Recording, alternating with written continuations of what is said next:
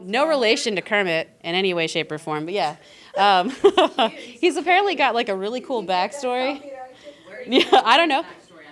Oh, his backstory. So it's sort of like Miami Vice. He and his wife split up because he messed up somehow and he longs for her. And he is like driven by like taking care of his daughter, and that's his end goal in life. And so he just basically rides around with his octopus friend, and they get into all kinds of hijinks and adventures.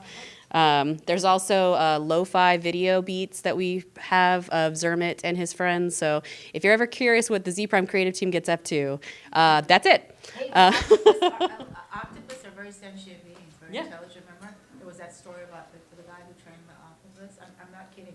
Oh, wow. They're quite sentient. So the fact that Zermit's best bud's an octopus is not surprising. Pretty dang clever. Yeah. Absolutely. You almost lost Joyce there. No, I was like, wait a second. This is a pivot into some real conversation about sentient octopi. I love it. They are, Google octopus sentient, stuff, and they are. Only at Zpryme's ETS23 are we going to talk about sentient octopus and energy in the same conversation. I love it. Okay, well, I think we're going to go ahead and get started because we're a couple minutes over, so we will try to stay on time. But we are talking about decentralization as resilience, and I'm incredibly excited about the panelists that we have today. They're all brilliant, and they have wonderful, unique perspectives to bring to this conversation. So, and please think about your questions because I will call on you. I'm not going to pick on you, but I will call on you at some point. So we're really going to be talking about how decentralization can be used to make the grid more resilient against physical and virtual threats. We have Hala Ballouz, the president of Electric Power Engineers, Lorraine Akiba, CEO and president of LHA Ventures, and Emeka Anyanwu, I hope I just said that correctly. Oh, sweet. Of the Energy Innovation and Resources Officer for Seattle City Light. Before we get into the nitty-gritty, Zpryme has a hashtag Love Your Energy, and so I kind of want to build off of that and get to know our panelists a little bit better. So, Lorraine, if you could kick us off and maybe explain a little bit about you and what energizes the work that you do. Sure. Aloha, everybody. I am Lorraine Akiba from Honolulu, Hawaii. So I think I won the award for the longest flight here, but it was okay. ETS is always worth the journey. So I am and don't hold this against me, I am a former state commissioner. I know people had comments this morning about regulators. But, that a lot of that was valid, and I'm hoping to share some of those insights as well. And I think, kind of segueing from that, that's kind of what gives me my inspiration, that regulatory and energy policy matters, and leadership in those areas matters, and that's why I continue to do what I do as a consultant of my own firm, doing senior policy advice for energy and regulatory policy. It is important, and we can see that in terms of the things that were discussed this morning, just the federal programs, the state initiatives, and also incentivizing, the right thing to do by utilities. So that's what energizes me to continue to do my work. Fantastic. Thank you. Hala. I think is it on? I think that's Switch the button. I'm an electrical engineer. Yeah, the only reason she can pronounce my name because she knows me, just to let you know. Yeah, Hala is a nice name to remember. So thank you for letting us be here. And I'm going to call on regulators in my concluding statement. You will see. We need you very much. I am the president and CEO of Electric Power Engineers. We have a little over 150 engineers focused on making sure the grid remains reliable, economic, secure, and resilient. That's what I live and breathe. I've done that for the last 30 years. We cater to utilities as well as energy resources and loads and everything that hits the grid. As far as renewables, we've been in renewables very early, which allowed us to be really skilled at integrating technology. As an advisor, I've also seen this energy revolution come to play about 10 years ago before we came to the true energy revolution. As part of that, I also built, and I'm a CEO of a software company, Energy Intelligence, NRI.ai, focused on visualizing the grid and bringing the big data and analytics so that our planning engineers can figure out how the smart grid of the future will look like. Glad to be here today. Thank you. Emeka. how many electrical engineers does it take to turn on a microphone? Thank you. Always a pleasure to be here at ETS. This really is one of my favorite events of the year, the Energy Thought Summit, right? I mean, I always leave here with lots of things to think about, and really that's what I do mostly in my job. So as you said, I'm the Energy Innovation and Resources Officer at Seattle City Light. It's a lot of fancy words, really, for, we do a lot of work that is really pointed toward our utility strategy and sort of future, if you will. So lead work around, building our future generation portfolio. So everything from sort of your traditional IRPs to some of the work around the legislated requirements around the carbon legislation in Washington State and the requirements of the portfolio we're going to have over the next couple of decades. And then, really just kind of managing all of our existing kind of portfolio as well. And then I also have responsibility, so this is an eclectic mix, so follow me. Utility technology, which is technology strategy, or IT, right? IT strategy. And so that's sort of all of your classic utility enterprise software or applications, GIS, OMS, EMS, all of that stuff, but also then thinking about sort of the next generation of technology investments and technology assets that we'll own. And then finally, and attached to that, even though it's a separate sort of vertical that also reports to me, is our cybersecurity team and the work that they do, and our Chief Information Security Officer. And then finally, our Electrification and Strategic Technology Group, which probably interfaces most closely with a lot of this stuff here this week. And they're working in electrification. So for us in Seattle, because we have a lot of hydro, so most of our emissions come from transportation. So big body of work around transportation electrification, building electrification, and then really looking at sort of technology solutions up and down the energy chain that might be relevant to us. And that group also has responsibility for our grid modernization programs. So that's pretty much the work I do. And again, it's really, for me, what energizes the work is the idea of, as a utility professional, been over 2 decades in utility space, and the impacts we have on quality of life in communities are what motivate me the most. And so, the resiliency topic, as we think about the different disruptions that are coming our way, is really obviously important in that space. Great, thank you so much. I had a very lovely chat with James from Motive Power, or just a few minutes ago, actually, and he said something that I don't often think about, but that we are all here actively working on saving the world. And I don't think about it in those terms very often, but it's really nice to be able to feel that way, and it's true. And the work that we do in communities, especially, I think, helps make that even more true. Right? It's not just about the bottom line; it's about the people that we serve. So I think that's great. Let's get into the resiliency aspect, right? That's why we're here. We're going to talk about decentralization as resilience. Emeka, it would be really great if you could maybe start off with defining what true resiliency looks like for us. Yeah, I mean, it really is, as you said, sort of saving the world. I mean, real life superheroes all over the industry every day. We always stylish and brilliant Mr. Drew over here, who's saving the world every day himself. He'll pay you the $20 later for the compliment. But no, so resiliency for me is, and for us at Seattle City Light, it's really thinking about.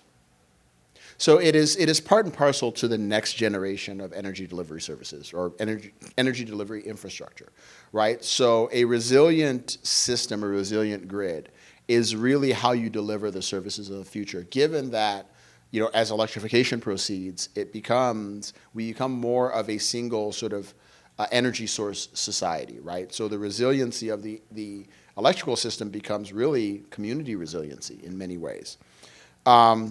And so really that ability to, I'm going to steal something from for those who are familiar with the NIST cybersecurity framework. I love that cycle they have because I think you can apply it to lots of different things. Sort of the ability to identify protect, detect, respond, recover, right? That's the NEST framework, right? But really that ability to know what's going on the system, to be able to protect against it, and then, when disruption happens, which we know it will, be able to sort of respond to that and recover quickly and get systems back to normal or near normal.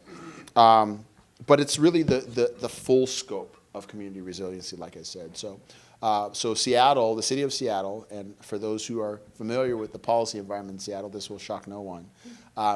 Obviously very progressive policy environment. And so we have what's called Seattle's Green New Deal. It's a piece of legislation. It's actually legislation passed by the city council paired with a resolution or an executive order from the mayor of Seattle. And it just incorporates a whole bunch of investments around sort of a green future. And within that, one of the things that's really gaining traction is this concept of resilience hubs. So a couple of years ago, we launched our first sort of a demo project for a microgrid. And it's solar, battery, incorporated in a community center, designed to be sort of a place of refuge in times of disruption in a community in Seattle. And that concept is really sort of one of the bases for this idea of resilience hub. These places where communities will have access to services even when there are disruptive events. And so that whole idea of really thinking about when disruption happens, how will I serve the community? How will I bridge them to returning to normal is really sort of the idea of resiliency that most resonates with me. Excellent. Thank you. Hala? Sure. Turn that back on. So I'm going to mix my answer to your first question that you had, which is what energizes me, along with what is resiliency. So I'll start with what is resiliency to me from a planner, from a consultant who helps with it, is the ability to ride through a threat.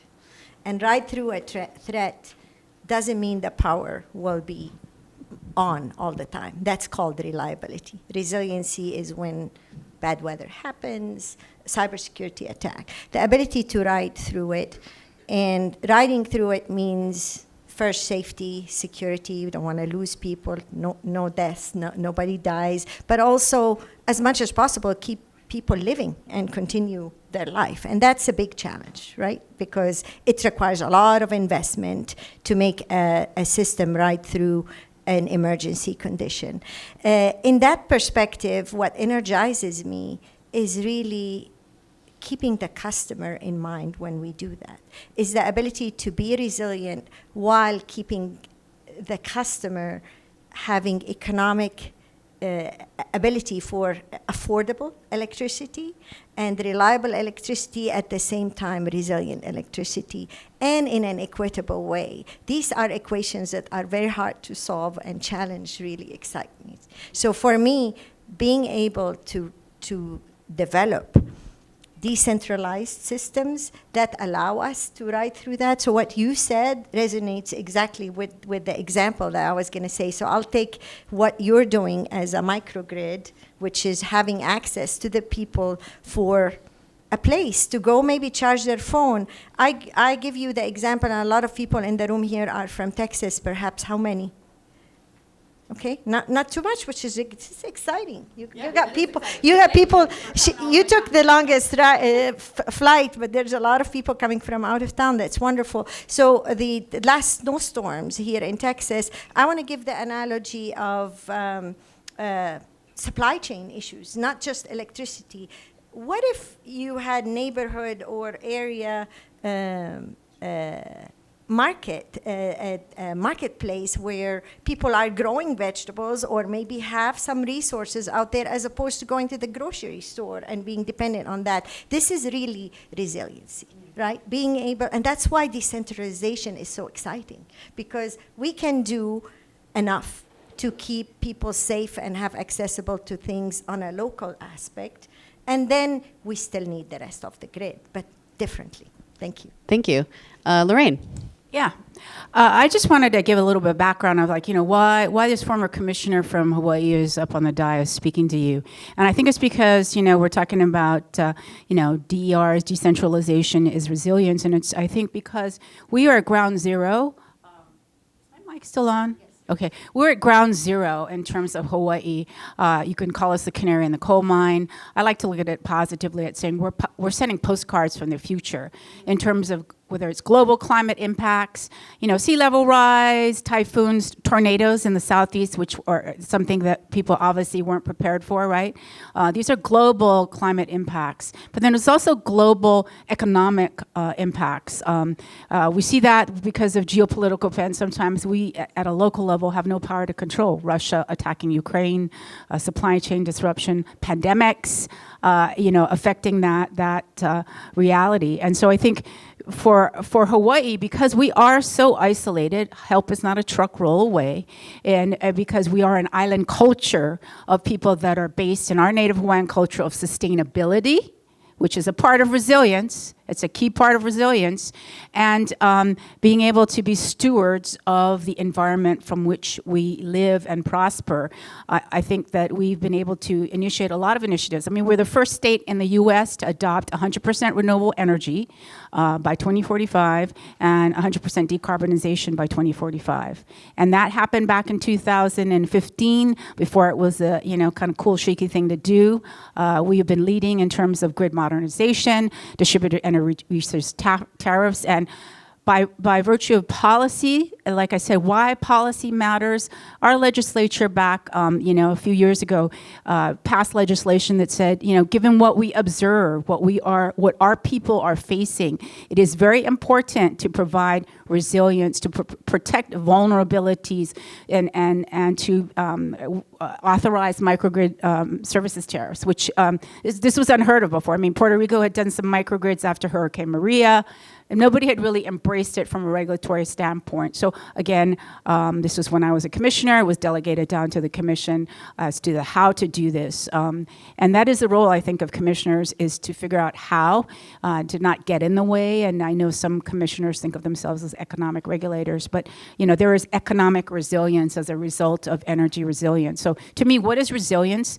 It is the ability of a community or people to have that toolkit at their disposal, whether that's technology tools or energy tools or other kinds of information technology tools, advanced tools, to be able to address in terms of adapt to impacts, to be able to mitigate those impacts, and to be able to plan for them ahead so that we can make sure that we are not responding in a crisis management mode all the time. So it's really a true resilience is being able to have that toolkit. And utilities are such an important part of that in a community.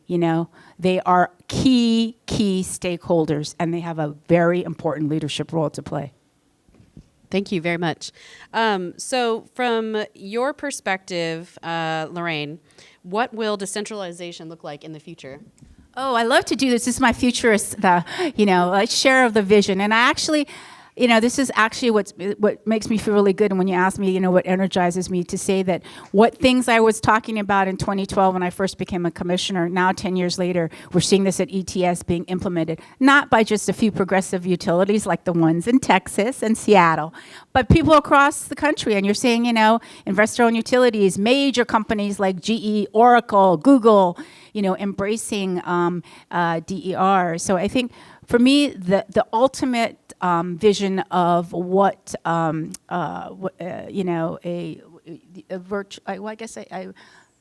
decentralized reality is virtual power plants, because we're going to have a lot of distributed rooftop solar and other generating resources behind the meter from customers, in a real active role for prosumer customers to be able to support the grid, and microgrids. to help us deal with reliability issues, not just resilience, to keep the power on. You can island off, keep an area energized, not take the whole grid down, and perhaps use some of that to repower the grid as you begin to, black start in certain area. We've done that in Hawaii with some of our microgrids, that they have black start potential. We island them off, and then if for God forbid, we have a hurricane, a level 5 come over and wipe everything out, you can bring things back microgrid by microgrid. So it is being able to truly use, again, like I said, the tools to be resilient, and the role of the customer is key. And that's where regulators come in. You have to have the tariff so that you give the technologies there. Smart inverters and all the reactive power that's in solar. If anybody's a solar geeky here, there's reactive power in solar inverters that can be used to support the grid. But we don't have to, nobody had tariffs for that. So in Hawaii, we have tariffs that allow customers to provide voltage regulation, reactive power, ramp up, ramp down from a distributed point of view. So you see the role of aggregators, aggregating that now into the wholesale market, and not only at the distribution level. So this is what this is my vision, that this will all work seamlessly in the integrated grid of the future. And again, utilities will be the complex, orchestra conductor of that integrated system. Awesome. Thank you. Emeka. Yeah. So, I think the commissioner kind of hit on it, right? I think the idea really is sort of more modularization of the system, right? So you start to look at a system that is kind of segmented or almost sectionalized. It's interesting, right? Speaking of sort of geeky engineer stuff, I started my career as a distribution planning engineer, and I thought, this is really not unlike sectionalization sort of traditionally, right? How do I create modularization so that I can interrupt disruption and sort of sequester it in a space, right? And then sort of preserve what isn't disrupted. And so it's more modularization and be able to avoid or sort of mitigate the size of disruptions. But, I also think of it a lot in terms of the way that the business and economic and operational model of the utility changes, right? Because you're now talking about more assets that are not wholly owned and controlled by the utility entity, right? So, Lorraine talked about the rooftop solar and the aggregation. You're talking about battery packs in garages, and you're talking about demand response capability for homes and businesses, right? So all of these assets, right? And so when you think about the economics of utilities, right, what rate bases are or used to be, right, you're talking very differently about how the assets are held and owned, right? And that changes the economics of the way the system works. And so really thinking about how do you manage that new reality, right? Sort of more visibility, more automation, more flexibility in your system, but also the ways in which, and some really great content this morning, right? In the ways in which your customer insights and your understanding of what customers do really becomes really prominent. Because it occurs to me as we were talking about sort of that consumer-prosumer transition, we don't know less now about what our customers are doing, right? We made assumptions in the past about what kind of usage their washers and dryers and refrigerators and appliances sort of used. But we didn't really, well, now we can, if you talk to our friends at Deuley, right, you can disaggregate that stuff. You can tell exactly what they're doing. It's that the ways in which we were able to build resiliency into the system will no longer be cost effective because of the ways in which the use is happening. And so our ability to use customer insight to really shape the operations of the grid becomes a really important imperative that we have. I promised myself I wouldn't do too technical, but you started. We both started as distribution engineers, and I love that because it brought me the closest that can be to a customer. Today, the organization focus on the holistic study from transmission all the way to distribution, but never as an organization, through my own experience as a leader, have we lost focus on the customer, which is very important. So when you're sitting and as a distribution engineer studying how to sectionalize, like where to put the breakers on the grid during a threat condition, why do we have outages? So we literally, as a utility, go turn them off because we don't have enough generation to serve. And the future grid, to me, looks something a lot more sophisticated and smart, where we can do it on the individual level, where we can keep the person on life support through their interface with their smart meters or relay on during that time if we can, while we circulate other people, key customers. Is where what we do is like Christmas lighting the outages and keep people feeling secure. This is on the technical side. This is how I like to see it. On the going back to decentralization and why decentralization, I see the future in if I had to design it, if I had the liberty to design a grid of microgrids. What is a grid of microgrids? Just imagine a big circle, and inside it, several other circles. They are the microgrids. They are not separate entities. They are operational within the grid, but they're able to ride through, that's my definition of them, they're able to ride through difficult situations semi-independently, to where even if the other circles are totally out or the big grid has lost a big generator, they still have that little community support. So what I dream of, I also allow me, it's the first time I'm going to talk long, I promise. There is another very important social aspect. This is the other side of me. I have two sides, the engineer and the social person. My daughter, who's grew up watching me cater to renewables, decided to do something different, social and environment studies together to help people. For me, this is a golden opportunity to build the decentralized system, starting with the people. We heard a lot of talk today about communities. Every single session, people talking about communities. Look, the consumer is now engaged. They are part of the utility. This is not a simple change. This is a drastic change. And if we should engage in the future, I feel that the right way to go about it is to have engaged the communities, to think about their social, their communication, their power outlook on how they're going to ride through a more difficult future. And we all know we're going to have a more difficult future. And to me, marrying those together, thinking about the consumer in mind and the community, and allowing them to be part of the design process, this is going to be our success to build a resilient system. Excellent, thank you. I mean, clearly there's some really nice perspectives here, very well-rounded panel. I think we're going to get into some really interesting questions here in a few minutes.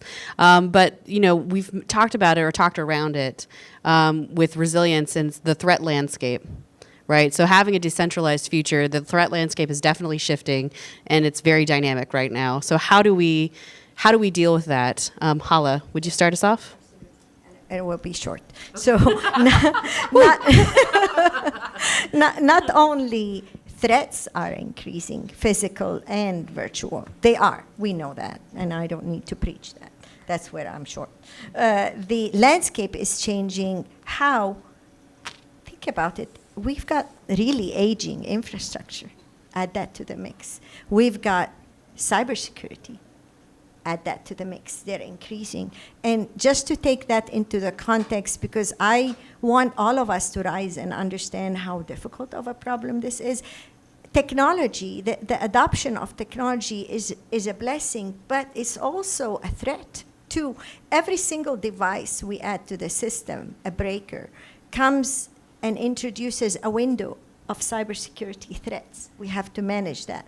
So with change that happens fast, this is what the landscape is giving us. Not only threats that are increasing, it's also happens to be that we're in a state where cybersecurity is on the rise, aging infrastructure, and we've got to design all of this at the same time. And this is the biggest challenge of all times. Thank you so much, Lorraine. You know, in the middle of a crisis lies an opportunity. You know, so while we have threats, you know, that is the reality. That creates an external driver for innovation and for solutions.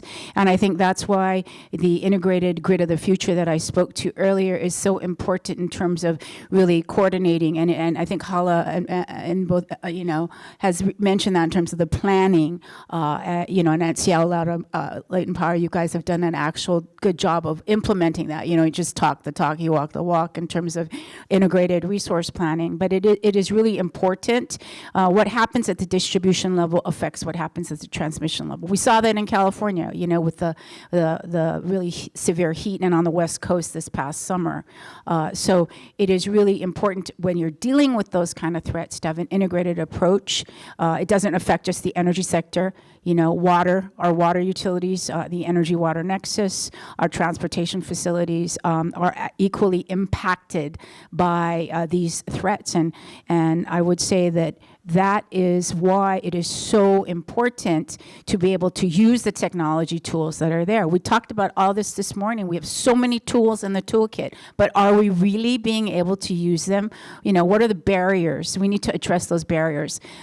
Some barriers are the regulators themselves. You know, the process is really slow. You know, you can't approve a technology. If it takes too long, it might be outdated by the time you approve it. And I always struggle with my colleagues at NARUC, at the National Association of Regulatory Utility Commissioners. We must be more flexible. Flexibility and being nimble is an attribute of resilience as well. You can't take 5 years to decide on what you're going to do to respond to a problem.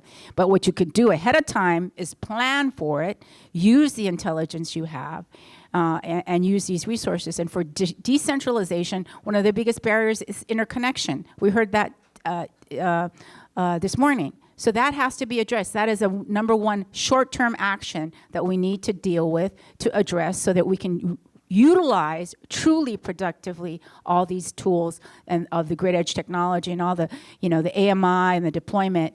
And you know, regulators have to see the value of that, so we're not delaying in terms of cost recovery. The other thing at Hala mentioned, I think, and Emeka mentioned, is the transmission. You know, I mean, the infrastructure is aging, and it was based on an old central plant model of, you know, we deliver electrons out to you and you just sit there as the passive customer. Well, that's no longer the reality, and it's a two-way flow. And there are tools to help in terms of, again, support the grid. We heard from San Diego Gas and Electric Vehicle to Grid, EVs this morning. EVs can be resources to support the grid should the grid go down. I mean, that technology is already there. It just needs to be facilitated, and utilities need to be given credit to be able to utilize those resources. And, you know, just some really basic things that we don't even think about. Demand side management and energy efficiency to preserve what energy we do have in times of crisis, when we know we can forecast, we can see there's going to be, you know, either tremendous drought or impacts from storms. You know, we send the signal out to customers who now are proactive part of supporting the grid. So that is really important to make sure that we facilitate that. But it is addressing all those barriers and getting what new projects we want to get up and running, whether it's you know, energy storage and solar microgrid permitted. And so again, another near-term action. We're not talking about pie in the sky. These are things that we can deal with now, today, tomorrow, and get them done. Thank you. Emeka. Oh, sorry. Can I add something? Really quick. Yeah. I want to say the role of the regulator policymaker is so important, because yes, you want to leave flexibility, but I want to just people hear this conversation. I want to be daring and say we need more requirements, because when the landscape is changing so fast, like you said, we can do something, it's outdated, but we have to do something, and we have to plan for the future. The regulators, I would hope they will mandate some very important planning of redesigning the grid from scratch and looking at it today, not tomorrow, because otherwise we may end up in an over-invested infrastructure Right. that we will regret. Yeah, I think that that's happening with grid modernization initiatives in different states, and regulators are overseeing that process so that we can make sure, and then consumer advocates are there to make sure this is not just gold plating the toilet, you know, I mean, basically we want to make sure that this is used and useful, prudent investments. That benchmark has never changed for regulators. That is our North Star. But you have to be able to move quicker, and we have to be able to also actively, like you said, both of you, involve customers in that process and stakeholders and get the input back from them and from key large customers. Oftentimes large customers like in Texas, HEB, I know they helped keep, you know, power energized. You mentioned it, Hala, in the beginning. So there's a role of every customer to play, not just the individual single family customer, and not everybody. Thank you. Emeka, would love to hear your perspective on this. Yeah, no, thank you, and I really appreciate that exchange, because I think there's important sort of information to be gleaned on both sides, right? I mean, because I generally think as a utility person that the risk of overinvestment in our system at this point is not particularly high. I think the challenge is the right investment, right, in the right places, right? And so really thinking about sort of the threat landscape from that perspective, right? You know, I love what you said about, you know, the future is going to be more difficult, and what you're both saying sort of about planning, right? Because I think living in sort of a delusion of sorts that the future or the past is representative of the future is a really bad direction, would be a really bad direction for us, right? So, you know, in Seattle, you know, so in the Northwest now we have a fifth season. We call it fire season, right? And it's fire season because quite literally we will go weeks at a time where you don't see the sun in the late summer, not because it's not out, but because the smoke is so thick, right? A couple of years ago, we were all basically stuck in our homes for about 2.5 weeks because the air quality was so bad that you needed to be in your home, and you know, folks had posted pictures of their home air filters, right, covered in black soot, right? So, you know, that's real stuff, right? That's real parts of the threat landscape. You know, certainly not the same as an island like Hawaii, but we are in a city, the city of Seattle has water on both sides, right? Lake Washington on one side, the Pacific Ocean on the other. We think about sea level rise and flooding and some of these sort of climate impacts, right? We have, as a result of the threat landscape, a full-time staff PhD climate scientist who her work is focused on climate adaptation and climate response for the utility, right? Where and how are we going to change the way we think about how we design substations and how we site service centers? And so that landscape is changing, and that's, again, before you even begin to address, you know, nation-state actors who all of a sudden now a utility like Seattle City Light is interesting to, you know, an actual sort of world power, right, who may want to do stuff, right? And how do you think about the ways in which you sort of navigate around that, right? And then, again, back to Hala's point that she's made a couple of different times, it all comes back down to the communities and people that we serve. How do you create systems, layered systems and layered protections that allow folks to sort of ride through, to make it through and return to normal in that space? And you know, one of the things, and I haven't really even gotten into this very much here, right? But it really is has to be built on a foundation of thinking about how do you more equitably and more inclusively do this, right? And so, you know, even I would say at times, despite our best intentions, right, what we know is the energy services landscape isn't equitable, right? And certainly the processes and systems have not always been inclusive, right? And so really thinking boldly and very committedly, in a very committed way, about how you engage communities in the conversations about their services as you go forward, and being open to the fact that Yeah, that's probably going to mean your system planning processes look different. That's probably going to mean the way you do your IRP is different, right? It's probably going to mean that your services, your customer services design, your product and services design is very different. But that's something we have to incorporate. Excellent. Thank you so much. So we do have time for questions. I did say at the beginning that you needed to be thinking about it. Oh, we got one already. Excellent. If you'll ask it, I'll just repeat it so people on the video can hear. Okay, just real quick, we talk a lot about threat and risk management. My question is actually about trust.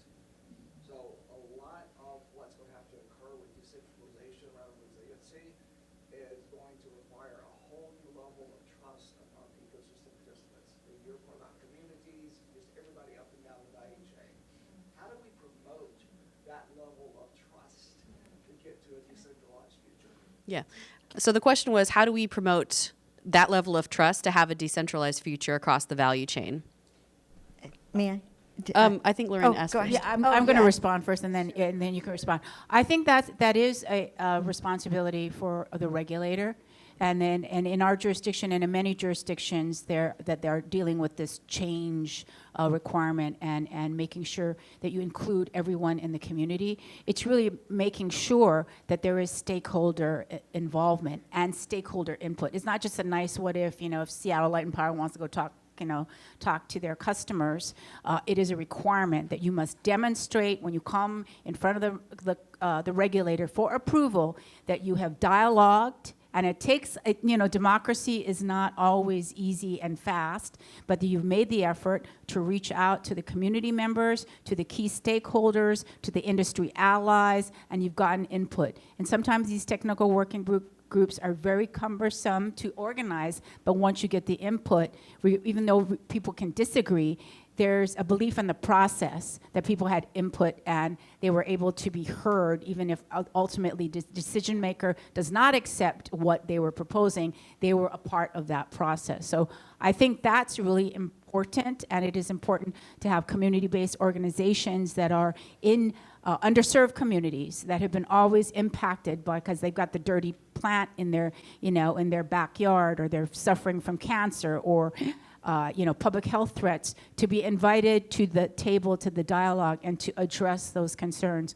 not kind of tiptoe around them, but to address directly those concerns. Because the more transparent you are, the more trust there is. Reasonable people can disagree, but if they know they've had inclusion and ability to participate, it is so important to building trust. You said it all on that aspect. I cannot agree more. Inclusion. One of the number one principles of design theory is you have to include the consumer in our case, the people we design the entire network for. What is it for? The people. So to me, visibility, this can be done through visibility. They should be included in the design, no question about it. It has to be mandated because now they're a participant. Visibility, honestly, that's why I took the difficult road of developing software with consulting, which is not easy, trust me. It's the gray hair that you don't see is because of that.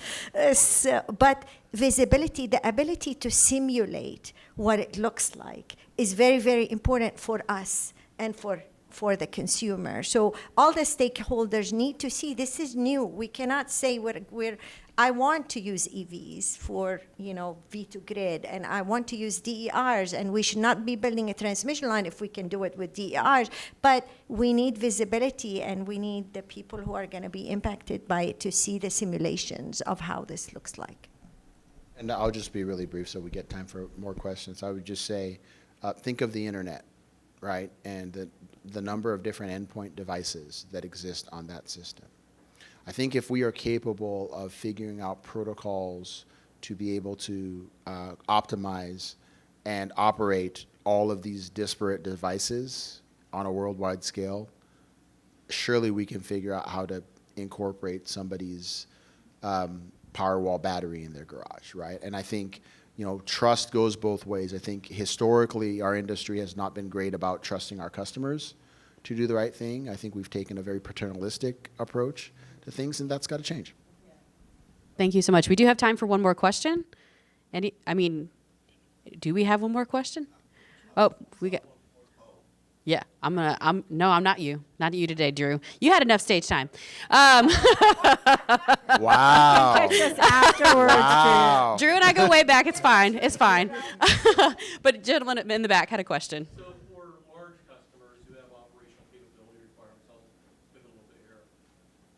How much of the resilience requirement falls, from your perspectives, on that customer versus on the power provider? And how does that balance work? Because we shift to this disaggregated supply chain, right? There's room probably for both.